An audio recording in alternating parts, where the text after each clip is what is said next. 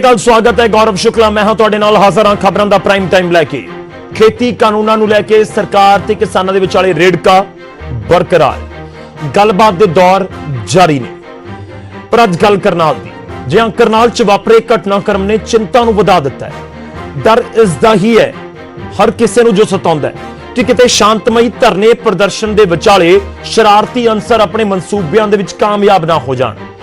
ਅੱਜ ਚਰਚਾ ਅਸੀਂ ਹਰ ਇੱਕ ਐਂਗਲ ਤੋਂ ਕਰਨ ਦੀ ਕੋਸ਼ਿਸ਼ ਕਰਾਂਗੇ। ਖੁੱਲੇ ਮਨ ਦੇ ਨਾਲ ਸਾਰੀਆਂ ਧਿਰਾਂ ਜ਼ਰੂਰ ਸਾਡੇ ਨਾਲ ਜੁੜਨ। ਕਿਸਾਨ ਆਪਣੀਆਂ ਮੰਗਾਂ ਨੂੰ ਲੈ ਕੇ ਬੀਜੇਪੀ ਦੇ ਆਗੂਆਂ ਦਾ ਵਿਰੋਧ ਕਰ ਰਹੇ ਨੇ ਤਾਂ ਦੂਜੇ ਪਾਸੇ ਬੀਜੇਪੀ ਦੇ ਆਗੂਆਂ ਦਾ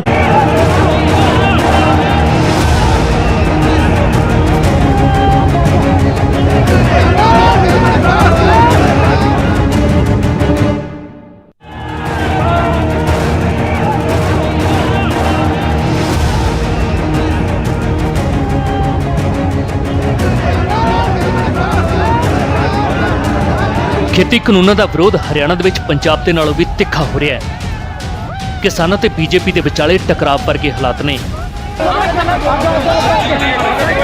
ये टकराव तस्वीर तो लैके तकरीर तक हर थां दिखाई दिंदा है।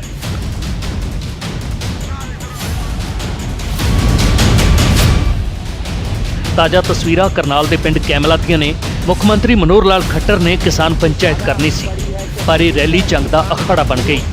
रैली विच ना तो मुख्यमंत्री पहुंच सके अते ना ही मुख्यमंत्री नूं सुनने वाले दिखे। सीएम की रैली का विरोध करने वालियां ने रैली ते कब्जा कर लिया। कुर्सियां भन्नियां, स्टेज की भन तोड़ की, पोस्टर पाड़ सुट्टे, सब कुछ तहस नहस कर दिता। पुलिस देखती रही ते प्रदर्शनकारी गुस्सा कटते रहे।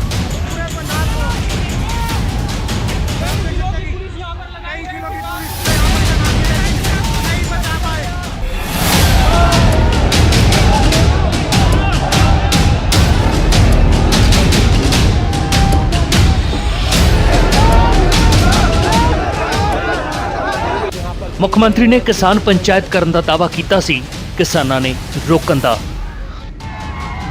माहौल सवेर तो ही टकराव वाला बन गया सी।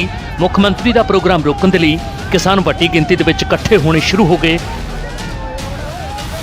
किसानां नूं रोकण दे लई सुरक्षा दे भी वड्डे प्रबंध सन। किसानां ने पुलिस दे वल्लों लाई बैरीकेडिंग तोड़नी शुरू कर दित्ती। पुलिस ने पानी दीयां बुछाड़ां मारनियां शुरू कर दित्तियां, हंझू गैस दे गोले छड्डे। विरोध कर रहे प्रदर्शनकारी राह बदल के खेतों विच दी अगे वधने शुरू हो गए अते मुख्यमंत्री की रैली वाली थां ते पहुंच गए। पुलिस रोक ना सकी।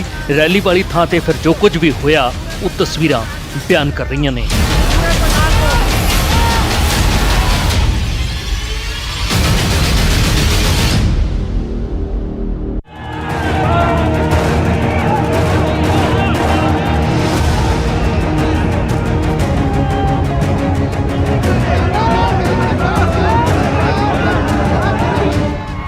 विरोध प्रदर्शन करना ठीक है पर जिस तरीके दे नाल करनाल दे पिंड कैमला दे विच विरोध प्रदर्शन होया,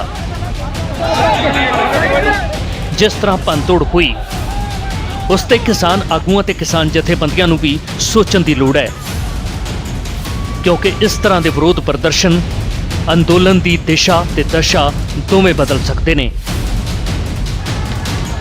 करनाल तो मनोज कुमार दे नाल हिमांशु नारंग, न्यूज़ 18।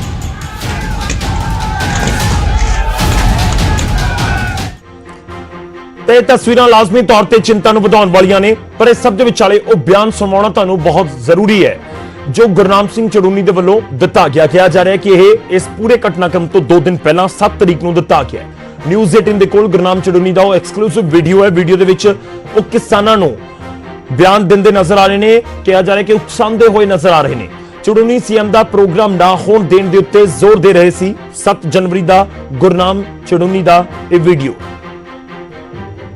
साथियों, हरियाणा के मुख्यमंत्री ने 10 तारीख की गांव कैमला, जिला करनाल, जो हल्का घरोंडा में पड़ता है, वहां पे किसान महापंचायत रखी है। मेरी बेनती है कि इसकी मरोड़ निकाल दो। इसका वहाँ पे इतना विरोध कर दो कि ये प्रोग्राम कर ना पाए। उसके लिए कल गरौंडा टोल पे पंचायत रखी है। कल ज़्यादा से ज़्यादा करनाल के भाई और आसपास के पानीपत के भाई जो है वो गरौंडा टोल पे पहुंचे, और जो वहाँ की कमेटी है, जो वहाँ के हमारे अगवानी करने वाले लोग हैं, वो जैसा दिशा निर्देश दें वैसा सभी लोग माने। ਅਸੀਂ ਅੱਜ ਦੀ ਚਰਚਾ ਦੀ ਸ਼ੁਰੂਆਤ ਕਰਾਂਗੇ ਚਿੰਤਾ। ਲਾਜ਼ਮੀ ਤੌਰ ਤੇ ਮੈਂ ਪਹਿਲਾ ਸ਼ਬਦ ਹੀ ਇਹ ਇਸਤੇਮਾਲ ਕੀਤਾ ਸੀ ਕਿ ਚਿੰਤਾ ਨੂੰ ਵਧਾਉਣ ਵਾਲਾ ਪੂਰਾ ਪ੍ਰਦਰਸ਼ਨ।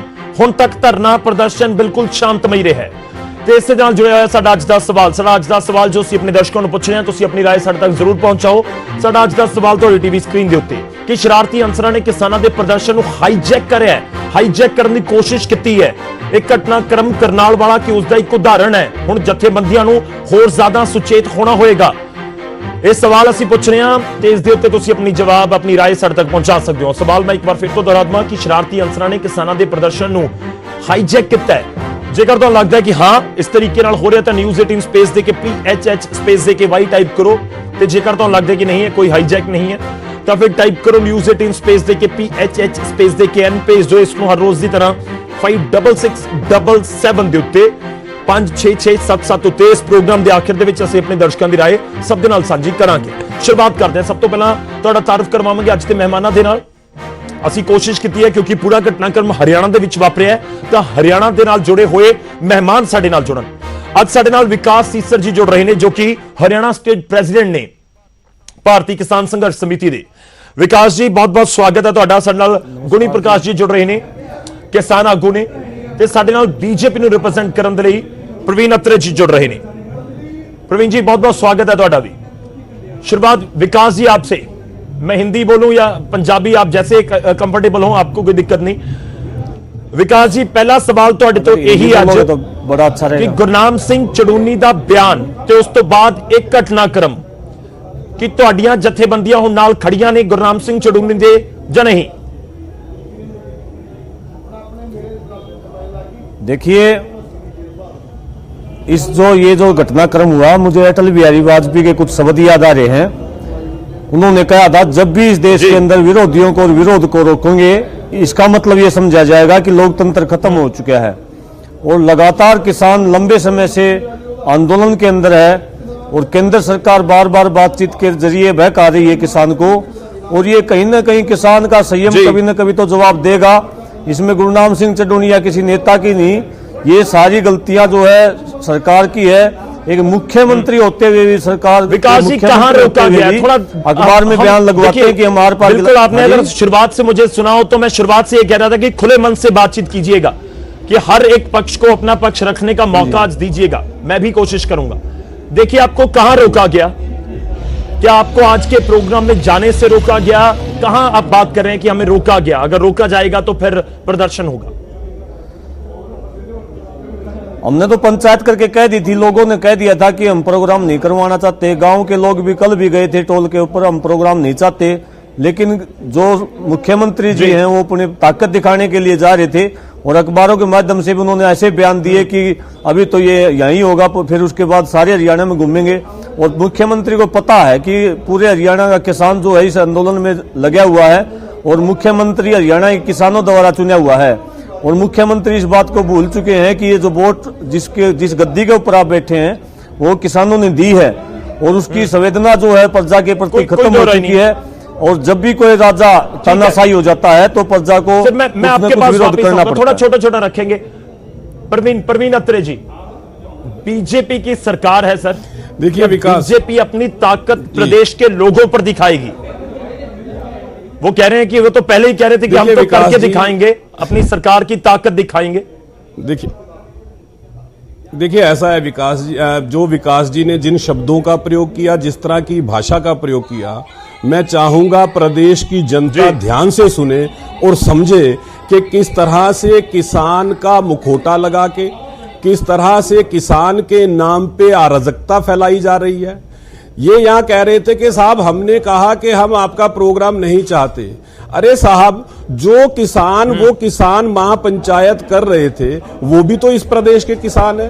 और सबसे बड़ी बात, आप क्यों नहीं चाहते कि मुख्यमंत्री जी किसानों के बीच में जाएं, अपनी बात कहें, इन कानूनों के बारे में किसानों को समझाएं। आप क्यों नहीं चाहते? क्योंकि आपको डर है कि जिस तरह का झूठा भ्रामक प्रचार करके आपने प्रदेश के किसान को बरगलाने की कोशिश की, अगर मुख्यमंत्री जी जाएंगे, किसानों से बात करेंगे, कानूनों के बारे में समझाएंगे, तो आपके झूठ की पोल खुल जाएगी। जी। आपने गुरनाम सिंह चुड़ूनी का बयान सुनाया, आपने बताया किस तरह से गुरनाम सिंह चुड़ूनी अपने बयान में अराजकता फैलाने की बात कर रहे हैं। शुक्ला जी, 1 मिनट और लूंगा मैं। पहले तो आपको बताना चाहता हूं गुरनाम सिंह चुड़ूनी के बारे में। हालांकि प्रदेश की जनता और प्रदेश का किसान अच्छी तरह से जानता है कि आम आदमी पार्टी से श्रीमती जी चुनाव लड़ चुकी है, लाडवा से खुद चुनाव लड़ चुके हैं, 1500 वोट मिले थे, लेकिन चौटाला साहब की सरकार थी, यही गुरनाम सिंह चुड़ूनी थे, और इसी तरह की अराजकता फैलाने की कोशिश की थी। और उस वक्त की सरकार ने जिस तरह से इनके साथ बर्ताव किया था, मुझे आज लगता है ये हकदार थे उस बर्ताव के। जो प्रदेश के किसान को बरगलाने की कोशिश करे, स्वयं तो लोकतंत्र की बात करते हैं, डेमोक्रेसी की बात करते हैं, लेकिन जब सामने वाले अपने डेमोक्रेसी राइट को यूज करना चाहते हैं, उस पे आपको एतराज वापस आऊंगा। मैं थोड़े को वापस आना है। विकास जी जवाब दीजिए। बीजेपी आरोप पर लगा रही है आप पर कि हम तो महापंचायत करके लोगों को समझा देते, आप नहीं चाहते लोग समझें।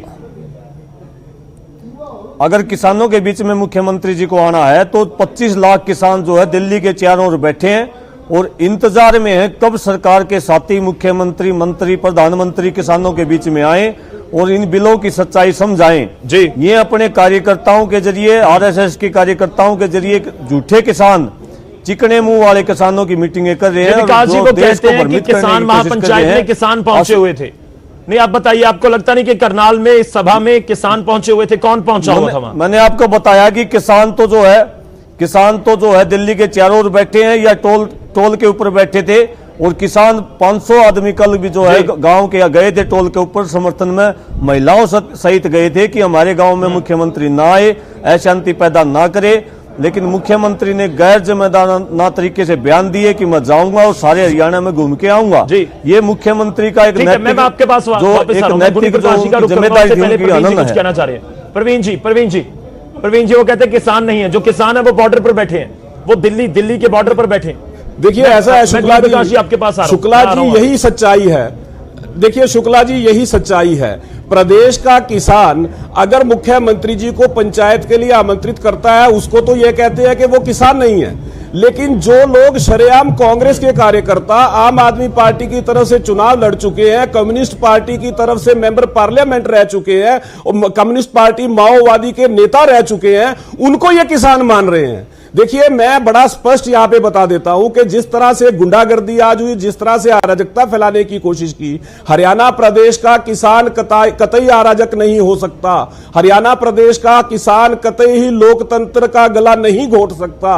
हरियाणा प्रदेश का किसान इस तरह की हरकत नहीं कर सकता। ये राजनीतिक पार्टी के कार्यकर्ता अपने नेताओं के आदेश का पालन कर रहे थे। मुझे एक बात समझाएं, गुरनाम सिंह चुड़ूनी 2 दिन पहले उकसावे की बात करते हैं, उसके बाद कांग्रेस पार्टी के कार्यकर्ता, वामपंथी, आम आदमी पार्टी से जुड़े लोग वो इस तरह की हरकत को अंजाम देते हैं। इन्हें क्या डर है? अगर आप अपने आप को अपने लोग हजारों की संख्या में थे, सारे किसी पॉलिटिकल पार्टी के लोग थे। नहीं, हजारों की संख्या में लोग थे, बिल्कुल हजारों की संख्या में। आप मानेंगे इस बात को? शुक्ला जी, सारे पॉलिटिकल पार्टी के। शुक्ला जी मैं आपको एब्सोल्युटली मैं आपको उदाहरण देके बताता हूं। शुक्ला जी आपको याद होगा जिस वक्त पंजाब के किसान दिल्ली बॉर्डर पे प्रदर्शन के लिए गए, भूपेंद्र सिंह हुड्डा का बयान आया था, कांग्रेस के कार्यकर्ता पंजाब के किसान भाइयों के साथ बैठे, ये भूपेंद्र सिंह हुड्डा का बयान था। और आप मुझे एक बताइए, मैं नाम लेके बताना शुरू करता हूं, आप तो पंजाब की राजनीति को बहुत बेहतर जानते हैं। जोगेंद्र सिंह उगराहा किस राजनीतिक पार्टी से संबंध रखते हैं? मुझे दर्शनपाल सिंह किस राजनीतिक पार्टी से संबंध रखते हैं? इन्होंने ही people democratic front of India बनाई थी 2006 में, जिसको 2009 में कांग्रेस ने देखिए ये तो स्टार्टिंग एक दिन से पहले दिन से ये बात होती आ रही है ना। फिर आप तो बात मत कीजिए, आप जी, बोलिए, मैं- बीजेपी बोले कि जोगिंदर सिंह मैं उग्राह वही कह- मीटिंग में ना आए, दर्शनपाल मीटिंग में ना आए, ये तो पॉलिटिकल लोग हैं। देखिए, आप मीटिंग कर रहे हैं ना जी, सर, जी, जी। वो दोनों हो सकते हैं, वो शुक्ला किसान जी, भी हो शुक्ला सकते हैं, जी, शुक्ला जी, political- सुनिए। चलिए मैं आपके पास वापस शुक्ला आता हूं। जी, मैं सुनिए, आपके पास सुनिए, सर वापस आता हूं। शुक्ला जी नहीं सुनिए, मैं सुनिए, गुनी जवाब प्रकाश ले जी लीजिए, का आपने जो एक बात कमेंट कही ले है लूं। पहले उसका जवाब लीजिए, आपने जो बात कही है। चलिए सर, आप शुक्ला जी, 30 पहले सेकंड में आपने जवाब जो दीजिए, जवाब बड़ी लीजिए। देर से देखिए, इंतजार ये कर रहे हैं। सरकार जी, जी, लोकतंत्र संविधान के अनुसार चलती है। जो हमारे देश का नागरिक है, सरकार उन सबकी है, सरकार हर किसी की बात सुनती है। ये सरकार वो नहीं है जो तुष्टीकरण की राजनीति करती है। देश का कोई भी नागरिक आएगा, सरकार उससे बात करेगी, और यही सरकार ने किया है। जब किसान जथेबंदियों ने पहले इन कानूनों के बारे में जो शंकाएं प्रकट की थी, सरकार ने वार्ता करके आश्वासन दिया था कि आपकी शंकाओं का समाधान करेंगे। लेकिन ठीक है। उसके बाद अगर कुछ राजनीतिक चलिए, दल मैं अपने मैं निहित आपके पास राजनीतिक आता हूं, स्वार्थ गुनी की पूर्ति प्रकाश के जी, लिए इस तरह गुनी की प्रकाश हरकत जी, करें। मैं उनका कमेंट ले लूं सर, मैं आपके पास आता हूं, आप हम सभी सारे गेस्टों को साथ रखें, मैं विकास जी का भी लूंगा एक रिएक्शन। गुनी प्रकाश जी, गुनी प्रकाश जी,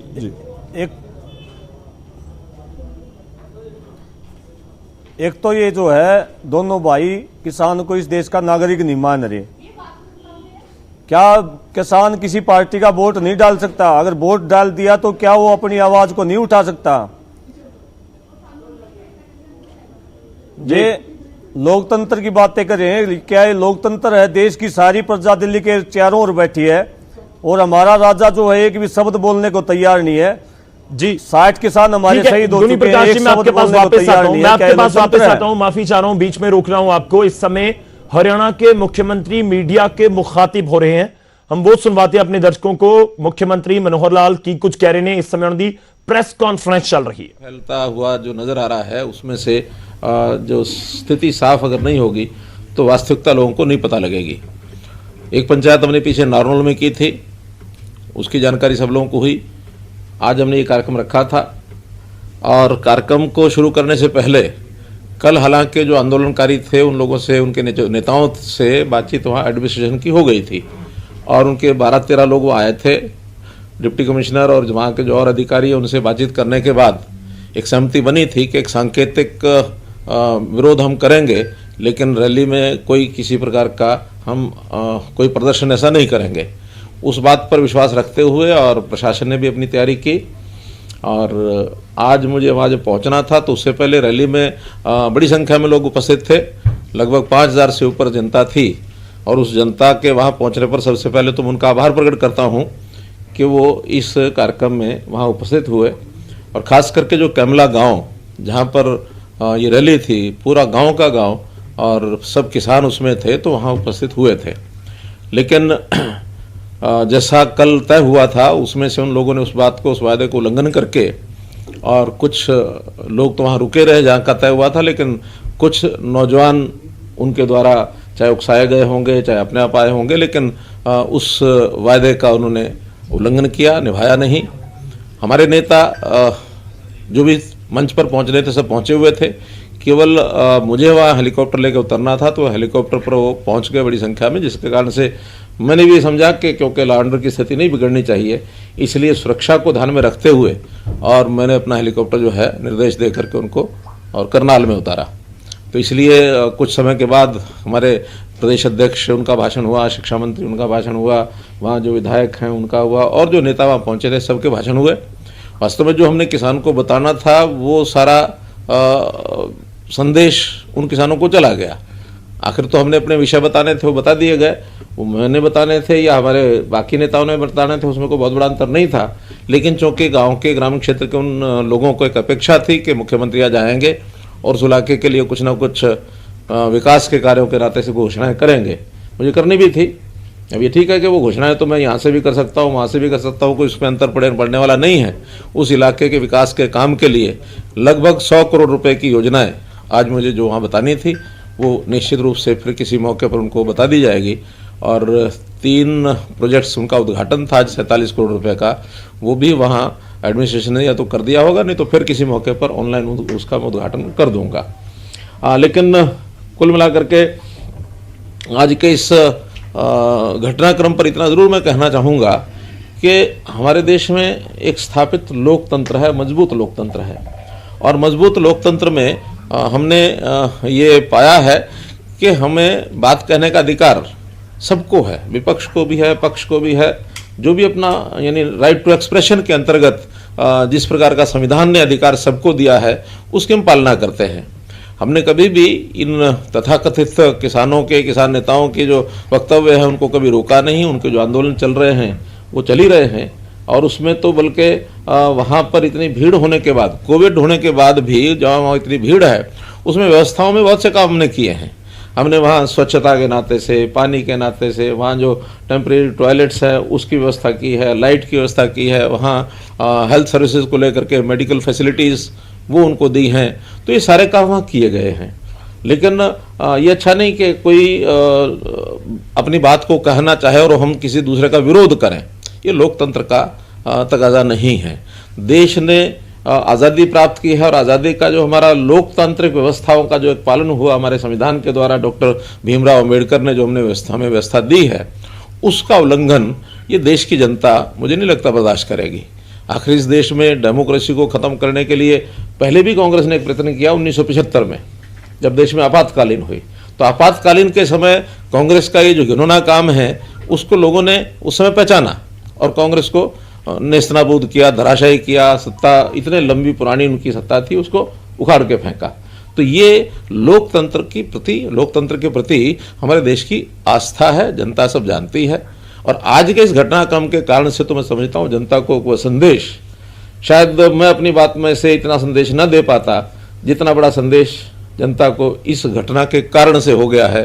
और बहुत से समाचार उसके बाद मेरे पास फ़ोन आ रहे हैं कि ये ठीक नहीं हुआ है और ठीक नहीं किया है। और इसमें से एक हमारे समाज में खास करके किसान वर्ग की भी बदनामी इन लोगों ने कराई है, क्योंकि किसान का ये रवैया नहीं हो सकता, किसान का ये स्वभाव भी नहीं। हमारा देश का किसान कितना ही कम पढ़ा लिखा होगा, भोला भाला होगा, लेकिन बहुत गहरी उसकी आस्था इन चीज़ों में, वो बहुत समझदार है। तो इसलिए इनको उस प्रकार का समर्थन मिलने वाला नहीं है। और इसमें भी अगर मैं किसी को, एक व्यक्ति को जिम्मेवार ठहराऊं, तो उसमें जो परसों से वीडियो चलाया गुरनाम सिंह चढ़ूनी ने, तो गुरनाम सिंह चढ़ूनी ने जो जिस प्रकार का उकसाने का काम किया कि मुख्यमंत्री की जो ये सभा है, ये पंचायत है, ये नहीं होने देंगे, और उन्होंने अपने नौजवानों को या अपने जो साथ लगे उनके लोग हैं उनको आह्वान किया कि मरोड़ निकाल देंगे, ये करेंगे, वो करेंगे। मरोड़ निकालने का विषय नहीं है। मेरा तो क्या, मैं समाज का प्रतिनिधि हूँ, जनता का प्रतिनिधि हूँ, मेरी कोई मरोड़ नहीं है। मुझे तो जनता के आशीर्वाद से ये स्थान अगर मिला है, तो ये जनता की अगर मरोड़ निकालनी है तो उनके सामने आ जाएगी, उसमें कहीं कोई देरी नहीं लगेगी। इसलिए अब वो बहुत ज़्यादा एक्सपोज होते जा रहे हैं। और इस आंदोलन के पीछे अगर हाथ है तो मैं समझता हूँ कांग्रेस पार्टी का बड़ा हाथ है, कम्युनिस्टों का बड़ा हाथ है। तो ये सारे लोगों को भी इस बात का ध्यान में आता है कि ये कोई तौर तरीका नहीं है, क्योंकि कांग्रेस के लगातार वक्तव्य इस प्रकार के आ रहे हैं, उकसाने के सबके सामने हैं। और जो नेता इनके जितने भी आंदोलन पर बैठे हैं और जो बातचीत में भी जाते हैं, वो सब कम्युनिस्ट विचारधारा के हैं।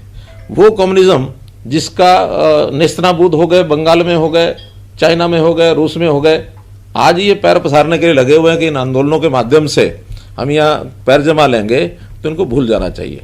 तो इसलिए मित्रों, आज का ये जो घटनाक्रम है इसका मैं निंदा करता हूँ इसकी, और जिन्होंने आयोजन किया उनका मैं आभार प्रकट करता हूँ, चाहे वहाँ की जनता है, गाँव की जनता है, उस इलाके की जनता है, चाहे वो कार्यकर्ता है, चाहे एडमिनिस्ट्रेशन है, मीडिया के लोगों ने भी बहुत सहयोग किया है। मीडिया ने सारी बात, चाहे प्रिंट मीडिया आज लिखेगा, चाहे इलेक्ट्रॉनिक मीडिया ने अभी तक दिखाया है, उनका सबका मैं आभार व्यक्त करता हूं। और मैं समझता हूं कि जनता को भी इसके बारे में जो जानकारी मिलेगी उसमें से निश्चित रूप से उनका एक रुख बनेगा। जहां तक किसानों के संबंध में है, ये सब बातें मैं पहले भी कह चुका हूं, दोहराने के लिए, क्योंकि आज जो कुछ मुझे वहाँ कहना था वो आपके माध्यम से वहाँ तो अवसर शायद नहीं मिला, क्योंकि स्वाभाविक है कि जब इस प्रकार की कोई दूसरी हाइपर की जो घटना हो जाए तो उसके नाते फिर ध्यान उधर चला जाता है। अल्टीमेटली आखिर किसान के लिए देश के प्रधानमंत्री ने क्या कुछ नहीं किया। देश के प्रधानमंत्री के ऊपर ये कोई भरोसा नहीं करेगा कि वो किसान के विरोधी हैं। कोई भी वर्ग समाज का ये भरोसा नहीं कर सकता, क्योंकि बहुत वर्षों के बाद देश में, देश की व्यवस्थाओं को सुधारने में, दिशा देने में, गरीब समाज, मजदूर हो, किसान हो, छोटा दुकानदार हो, उन सब के हित में जितने काम अभी तक किए हैं, और जब काम नया कोई किया जाता है, नई व्यवस्था कोई बनाई जाती है, तो उसका विरोध कई बार होता ही है। प्रारंभ में विरोध होता है, बाद में लोगों को लगता है ये काम बात बहुत अच्छी है। अगर मैं उदाहरण देता हूं तो आखिर जब जीएसटी का विषय था, कितना विरोध हुआ था। आज वही व्यापारी यानी जीएसटी को मान्य किया, उसने उसको पसंद करता है, उनको लगता है कि हम एक बहुत बड़े जंजाल में से बाहर निकल गए। आज सारे देश में एक टैक्स हो गया और उस एक टैक्स के नाते से उसको दुविधाएं नहीं है कोई गलत काम करने की, सब एक दिशा में ठीक काम करते हैं और बहुत अच्छा, प्रशासन को भी अच्छा लगा, रेवेन्यू भी ज़्यादा एकत्र हुआ और व्यापारी भी इसमें प्रसन्न हुआ। मैं बहुत दूर नहीं तो 90s के विषय में आपको बताऊंगा कि 90s में जब इस देश में लिबरलाइजेशन का विषय चला, ग्लोबलाइजेशन लिबरलाइजेशन के सारे ग्लोब से लिबरल होकर के हमको आगे कदम बढ़ाने चाहिए और उस समय विरोध भी हुआ था। उस विरोध के समय कि भी हाँ हम पता नहीं ये कंपनियां बाहर से आ जाएंगी, सारा देश दुनिया हमको लूट ले जाएगी, ये करेगा वो करेगा, वो ज़माना था। उस ज़माने के बाद आज 20-25 साल के बाद हम देखते हैं कि कितने ही लोग देश और देश से बाहर जा करके दुनिया में अपना व्यापार कर रहे हैं, एंटरप्रेन्योरशिप कर रहे हैं, बाहर के लोग यहाँ आ रहे हैं। यानी दुनिया को जिसको कहना चाहिए एक बहुत निकटता एक दूसरे की बन गई, यानी ग्लोब इज़ ए विलेज, ऐसे जो वाक्य निकले, उन वाक्यों का सार्थक एक परिणाम निकला कि सारे देश दुनिया के लोग प्रगति कर रहे हैं, एक दूसरे के साथ मिल के कर रहे हैं। उस समय हमारा अगर ऑटोमोबाइल का देखें तो गाड़ियां जो होती थी वही, अगर वही ज़माना चल रहा होता तो वही क्या एम्बेसडर और फिएट और वही स्कूटर जो है वेस्पा लम्ब्रेटा उसी पर चल रहे होते। आज जो है हम कितना आगे बढ़ गए हैं। यानी अगर उन गाड़ियों के मॉडल हम देखते हैं तो उसके अंदर एक से क्या क्या है वो, क्योटा, क्रेटा, फिर टोयोटा, किया, जीप, किस किस लेवल पर कहाँ कहाँ हम पहुँच गए हैं। तो ये सारी चीज़ों का लाभ एक उस प्रकार के माहौल के बाद बना है। तो ऐसे नई परिस्थितियाँ, नई जो व्यवस्थाएं बनती हैं उसका विरोध हुआ करता, हमको मालूम है। लेकिन उसके पीछे की यदि भावना ठीक है, उद्देश्य ठीक है, तो वो हमेशा जनहित में होता है, ऐसा हमारा विश्वास है। जहाँ तक इन 3 कानूनों का विषय है, तीनों कानून जनहित में हैं। और मेरा दूसरा कहना है कि जब भी कोई नई चीज़ आती है तो उसका उपयोग करने के बाद ही पता लगता है कि वो ठीक है या गलत है। मैं कहता हूँ 1 साल अगर हम उपयोग करने के बाद देखते, मेरे जैसा व्यक्ति भी ये कहता है, अगर 1 साल के बाद हमें लगेगा इसमें ये चीज़ें कमियां हैं तो हम ही जा करके सब लोगों के साथ मिल करके प्रधानमंत्री जी कहते हैं कि इसके अंदर न्यूनता है, कमी है, इसको ठीक करना चाहिए। हालांकि आज भी बहुत से जब शुरू में विषय निकाले गए कि इसके अंदर इन प्रावधानों के अंदर बदल करना चाहिए, तो बदल करने के लिए आज भी सरकार तैयार है। लेकिन जो एक रट लगाई कि मैं ना मानूँ, मुझे तो चाहिए ना, क्या ना, तीनों कानून वापस लो। अब ये कोई जिद से ये प्रकार चीज़ें नहीं चला करती हैं। इसलिए 1 साल भर हम उसका उपयोग करें और कोई गलत बात लगती है तो उसको हम छोड़ देंगे। और छोड़ने को भी आज भी बंधे हुए नहीं हैं। आज भी ये तीनों जो कानून हैं, ये कोई ऐसा नहीं है कि अनिवार्यता है किसान के लिए, अनिवार्यता नहीं है। मंडियां हैं, जहाँ तक मंडी का विषय है, सरकारी मंडियां आज भी हैं, आगे भी रहेंगी। उसके अंदर एमएसपी आज भी है, आगे भी रहेगा। एक रास्ता अल्टरनेटिव दिया गया है कि अगर प्राइवेट भी कोई मंडी आके खुलती है, उसमें यदि किसी को लाभ लगता है तो जाके बेचेगा, नो कंपल्शन। तो एक अल्टरनेटिव रास्ता दिया है, उसमें एमएसपी से ऊपर अगर मंडी में जाके कोई खरीदेगा तो उसको किसान को बेचने में कोई आपत्ति नहीं होगी, बल्कि उसको लाभ ही होगा। पहले ये नहीं था। एपीएमसी एक्ट में एक प्रावधान है कि हर एक परचेजर जो है, जो बायर है, उसको अपने आप को रजिस्टर कराना पड़ेगा। मंडी से बाहर ना कोई बेच सकता, ना कोई खरीद सकता है। एमएसपी जो है मिनिमम सपोर्ट प्राइस नहीं, बल्कि मैक्सिमम, जिसको कहना चाहिए मैक्सिमम सेलिंग प्राइस, ऐसी उभर गई। हर किसी को लगता है ये एमएसपी है, इसके ऊपर नीचे तो करना नहीं, इसी पर खरीदना है, मामला खत्म। आज किसान को एक अल्टरनेटिव मिला। इसी प्रकार कंट्रैक्ट का जो नियम है, कंट्रैक्ट की खेती, कंट्रैक्ट की खेती किसी न किसी रूप में पहले भी तो चलती थी। आखिर 2 व्यक्ति मिलकर के, एक के पास ज़मीन होती थी, दूसरा उसको बुआई करता था। ज़मीन वाला इतना समय नहीं था या उसके पास साधन नहीं थे, या वो और कोई काम करता था अपनी खेती, वो जब नहीं करता था तो दूसरे को बटाई पर देता था। बटाई के नियम अलग अलग होते थे, कभी आधी आधी की बटाई होती थी, कभी 5वें हिस्से की बटाई होती थी, वो सब नियम अलग अलग हैं। और कभी ठेके के ऊपर होती थी, पैसा ले लिया और जो बुआई करने वाला उसी का नफा घाटा उसी का होगा। तो जो प्रकार पहले चलते थे आज थोड़ा बड़े स्वरूप में दे दिए। उसमें इतना ही तो कहा कि अगर आप चाहें तो किसी कॉर्पोरेट घराने को भी अगर कोई आता है, वो अगर कॉन्ट्रैक्ट पे करना चाहता हो तो उसके साथ कर सकते हो, करना जरूरी नहीं है। कोई किसान उसकी मर्जी हो तो करेगा, नहीं तो नहीं करेगा। इसके लिए किसी प्रकार का कोई बंधन या जबरदस्ती या अनिवार्यता ये बिल्कुल कहीं नहीं है। तीसरा, भंडारण का विषय। भंडारण में क्यों अनिवार्य है? इसलिए है कि भंडारण के बिना हमारी जितने भी फल, सब्जियां और अन्न हैं, प्रधानमंत्री जी ने स्वयं हमको जो आह्वान किया, बताया कि 1 लाख करोड़ रुपए की फसल, फल, सब्जी ये साल में खराब हो जाती है लगभग। अगर हम हरियाणा की बात करें तो उसमें अगर क्योंकि 3-4%, 5% तो हमारा योगदान होगा ही, तो 5% का मतलब है कि 5,000 करोड़ रुपया यहाँ भी जाता होगा, 3-4 करोड़ रुपया यहाँ भी जाता होगा। कितने फल सब्जियां खराब हो जाते हैं, गोदाम में पड़ा अन्न सड़ जाता है। कुछ लोगों का उसमें इंटरेस्ट भी होता है कि सड़ जाए तो ठीक, उसके बाद हम इसको खरीदेंगे। तो ये सारी चीज़ें ठीक हों, किसान को भी कोई वेयर हाउसिंग बनाने के लिए, कोल्ड स्टोरेज बनाने के लिए, कोई भी व्यक्ति, न्यू एंटरप्रेन्योर, स्टार्टअप, किसान या कोई व्यापारी इन व्यवस्थाओं में आकर के काम करेगा तो सहयोग मिलेगा सरकार को। सारी व्यवस्थाएं सरकार के ऊपर छोड़ना संभव भी नहीं है, हो भी नहीं सकती हैं। सरकार आखिर कितना करेगी? और सरकार के काम भी ये नहीं है। व्यापार करना सरकार का काम नहीं है। सरकार का काम व्यवस्थाओं को ठीक करना है। हाँ, जब कभी टकराव, इन चीज़ों में इंटरेस्ट में जब टकराव होता है, प्रतियोगिता होती है, तो उसमें कहीं ना कहीं इस प्रकार के विषय भी होते हैं कि कोई एक मानो व्यक्ति लाभ कमाता है तो कई बार दूसरे की कॉस्ट पर कमाता है, दूसरे को हानि होने लग जाती है। तो कोई किसी की कॉस्ट पर काम न करे, संतुलन बैठाना ये सरकार का काम होता है। सरकार उसमें नियम पॉलिसीज बनाती हैं।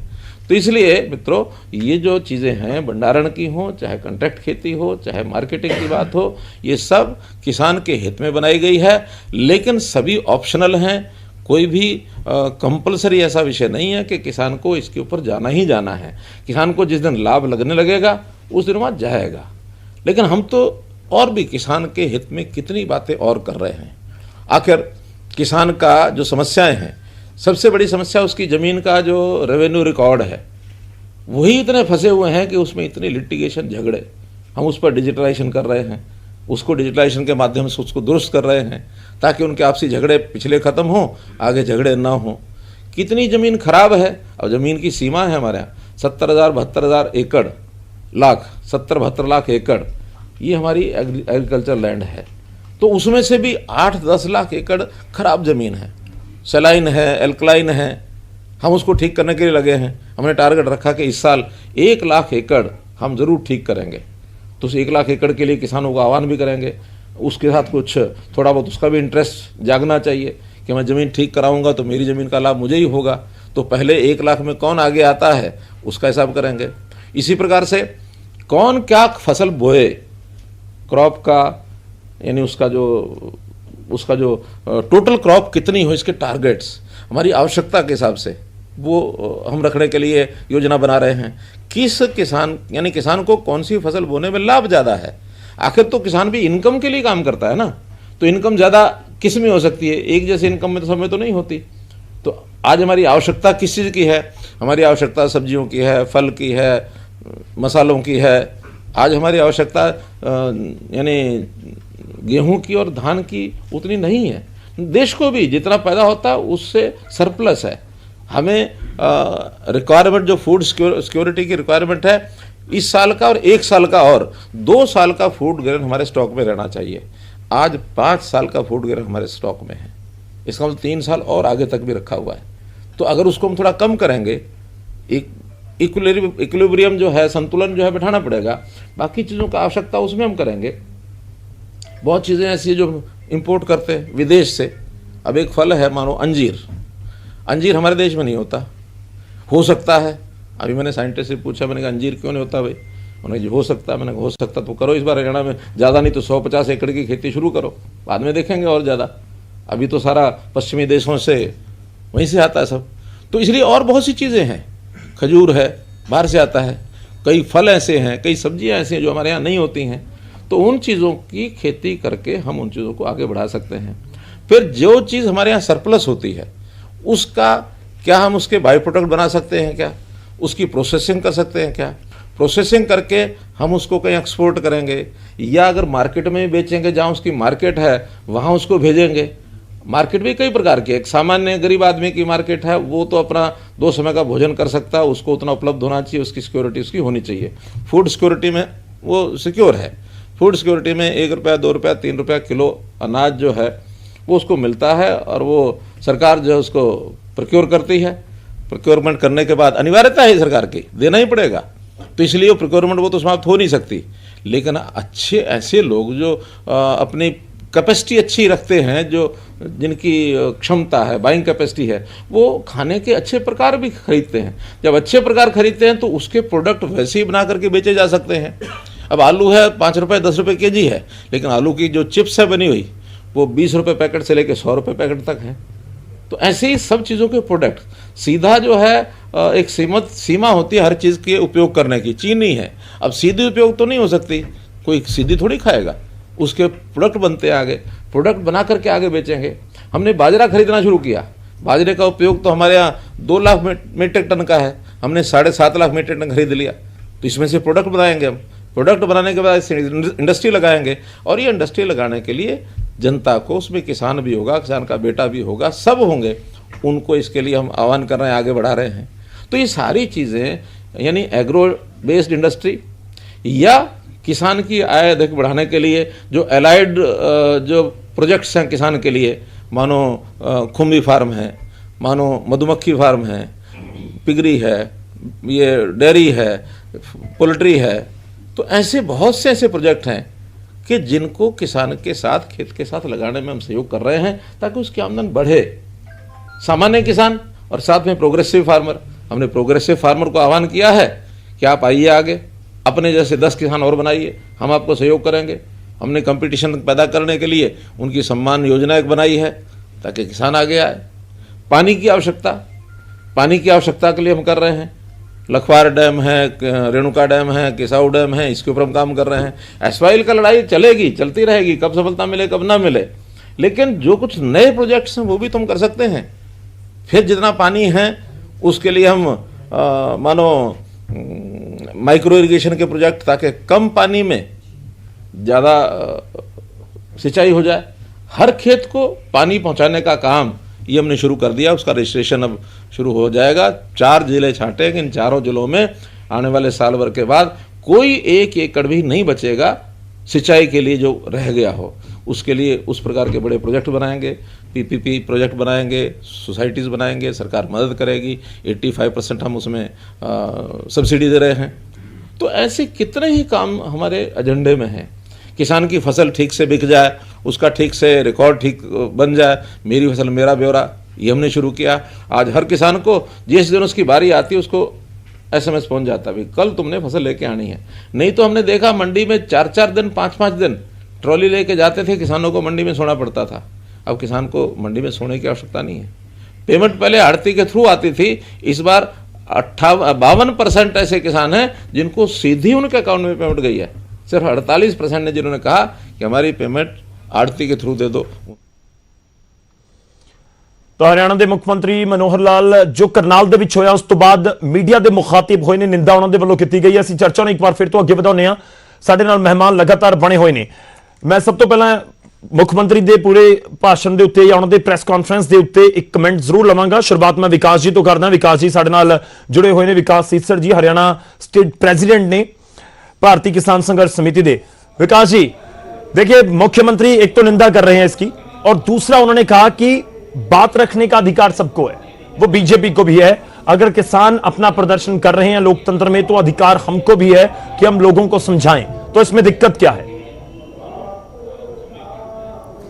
देखिए, मुख्यमंत्री दोहरी बातचीत कर रहे हैं। एक तरफ तो कह रहे हैं कि लोकतंत्र है, लोकतंत्र है तो ये देश के किसान इतना बैठे हैं, इनको इनकी सुनवाई क्यों नहीं कर रहे आप, और क्यों नहीं इनके बीच के अंदर आ रहे। और दूसरी ये बात ये है कि अच्छा होता मुख्यमंत्री भी प्रधानमंत्री की तरह जैसे आप प्रेस कॉन्फ्रेंस के माध्यम से लोगों को समझा रहे हैं, विरोध करने की बजाय, ऐसी जो है ये घटना घटने की बजाय अच्छा होता कि पहले प्रेस कॉन्फ्रेंस करके समझा देते। प्रधानमंत्री ने भी समझाया था पहले लोगों को, इनको इस बात की सच्चाई का पता चल चुका है कि ये जो है लोगों के अंदर से अपना विश्वास खो चुके हैं और किसान के ऊपर ये आलम लगा रहे हैं कि ये विकास जी, मैं और कम्युनिस्ट हैं, स्पष्ट ये शब्दों में कांग्रेस के हैं। आपसे पूछता हूं, जो करनाल में हुआ आप उसका समर्थन करते हैं कि इसी तरह से विरोध प्रदर्शन होना चाहिए? देखिए, मैं किसी भी अहिंसा का समर्थन नहीं करता, लेकिन जो जिस प्रकार की भाषा मुख्यमंत्री कह रहे हैं कि ये किसान नहीं, ये कांग्रेसी हैं, किसान नहीं, ये कम्युनिस्ट हैं। क्या हम जब कांग्रेस के अंदर सरकार थी, जब देश के अंदर, तो वो कहते हैं बीजेपी के थे। अब किसान जाए तो जाए कहां? क्या वोट गिरना इस देश के अंदर अपराध हो गया? या तो कांग्रेस का वोट डाला गया, बीजेपी का डाला गया, जो पार्टियां बनी होंगी, जवाब ले लीजिए प्रवीण जी। क्या वोट डालने वाले को अपना जवाब दीजिए, बात उठाने का अधिकार है? किसान जाए कहां? देखिए अत्रे शुक्ला जी जवाब दीजिए। देखिए ऐसा है, जी दे रहा हूं शुक्ला जी, ऐसा है, मैंने शुरू में भी कहा था, हरियाणा प्रदेश का किसान इस तरह से लोकतंत्र का गला नहीं घोट सकता। हरियाणा प्रदेश का किसान इस तरह से अराजकता नहीं फैला सकता। ये किसान का मुखौटा पहने हुए राजनीतिक दलों के कार्यकर्ता थे, जिन्होंने इस तरह से लोकतंत्र के अपहरण की कोशिश की।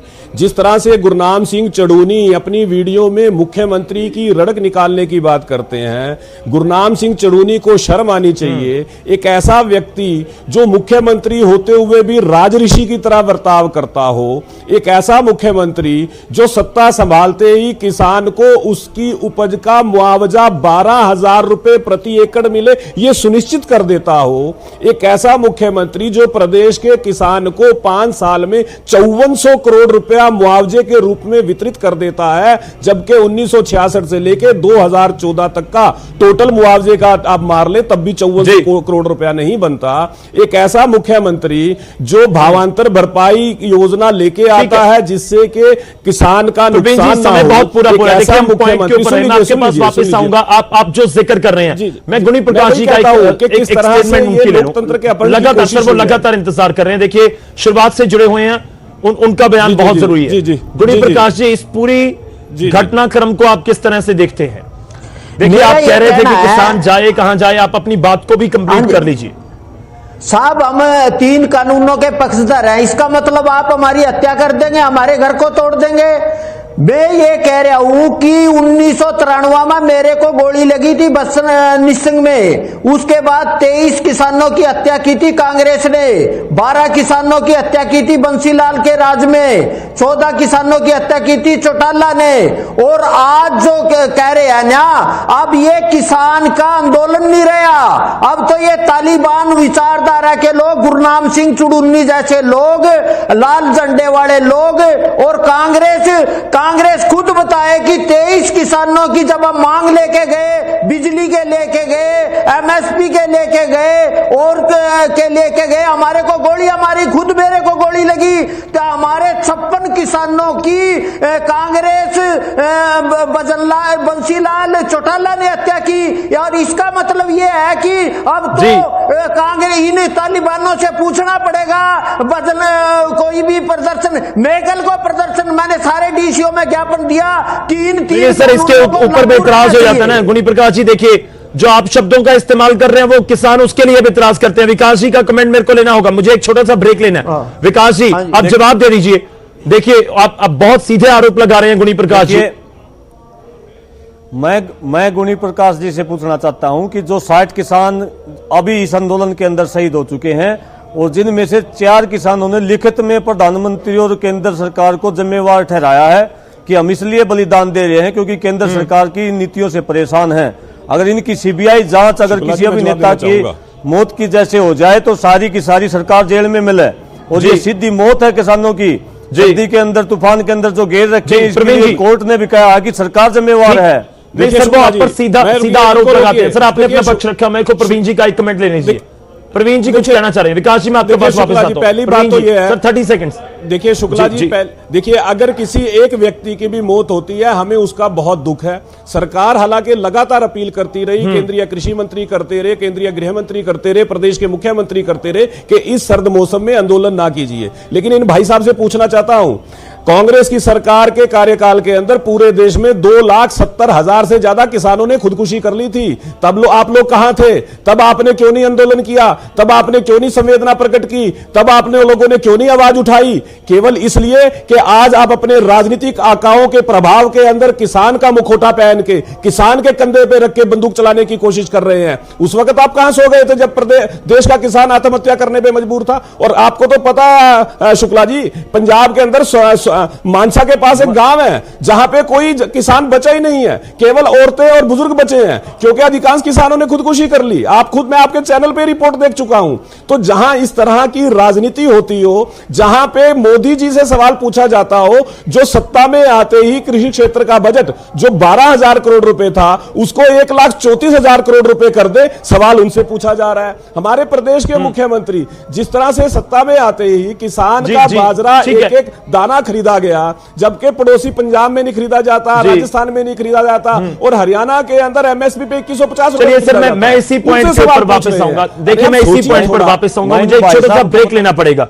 देखिए प्रवीण जी, आप हर बार जिक्र कर रहे हैं, समय बहुत पूरा है, इसलिए मैं आपको बीच में रोक रहा हूं। एक छोटे से ब्रेक के लिए रोक रहा हूं, मैं चर्चा को जारी रखूंगा आगे। गुणी प्रकाश जी, आपके पास ब्रेक के बाद मैं फौरन वापस आता हूं, आपसे ही जो आगे की चर्चा को हम आगे बढ़ाएंगे। इस विचाले आज का सवाल एक बार मैं फिर तो दोहरा दूं, सवाल दोहराना जरूरी है, तुसी अपनी राय सर तक जरूर भेजो। साडे दर्शकों ਨੂੰ सवाल ਅੱਜ ਦਾ ਕਿ शरारती अनसरां ने किसानों के प्रदर्शन ਨੂੰ हाईजैक किया है। जेकर तो लगता है कि हाँ ये हाईजैक करने की कोशिश है तो टाइप करो News18 स्पेस देके PHH स्पेस देके वाई, जेकर नहीं तो News18 स्पेस देके PHH स्पेस देके एन। इस ਨੂੰ भेज ਦਿਓ 566777 ਦੇ ਉੱਤੇ। ਪ੍ਰੋਗਰਾਮ ਦੇ ਆਖਿਰ ਦੇ ਵਿੱਚ ਅਸੀਂ ਤੁਹਾਡੇ ਨਾਲ ਸਾਂਝਾ ਕਰਾਂਗੇ ਕੀ ਕੁਝ ਸਾਡੇ ਦਰਸ਼ਕਾਂ ਦੀ ਰਾਏ ਹੈ, ਕੀ ਕੁਝ ਸਾਡੇ ਕੋਲ ਤੁਹਾਡਾ ਰੁਝਾਨ ਪਹੁੰਚਿਆ ਹੈ। ਇੱਕ ਛੋਟੀ ਜਿਹੀ ਬ੍ਰੇਕ ਲਈ ਫੌਰਨ ਰੁਕ ਰਹੇ ਹਾਂ, ਵਾਪਸ ਆਵਾਂਗੇ।